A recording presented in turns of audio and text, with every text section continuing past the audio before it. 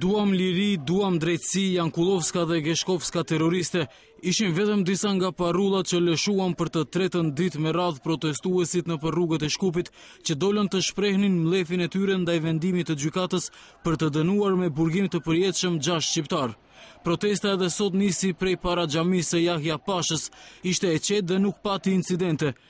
Vëllai Fejzi Azirit i dënuar me burg të përjetshëm Bedri Aziri tha se protesta do të vazhdojnë dhe lirit do të kërkohet edhe nga instanca tjera, pasi ata janë të bindur se familjarët e tyre janë të pafajshëm. Porosia jonë është drejtësia, vetëm drejtësia, nuk po kërkojmë mëshirë. Ne kemi shpreh disa herë, kjo është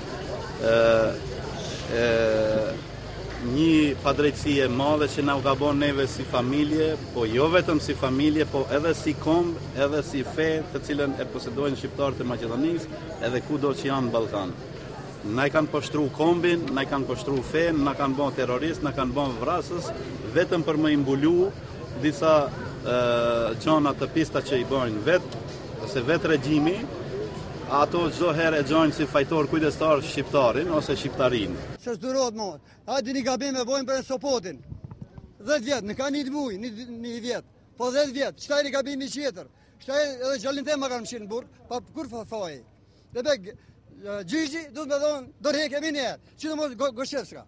Protestat e sotme nisën prej para xhamisë së Yahya Pashës në Çajir. Më pas turma e njerëzve ju drejtua gjyqit themelor Shkupi 1, por nuk mundi të arrijë deri atje pasi policia kishte ngritur kordone përpara qendrës tregtare Mavrovasja.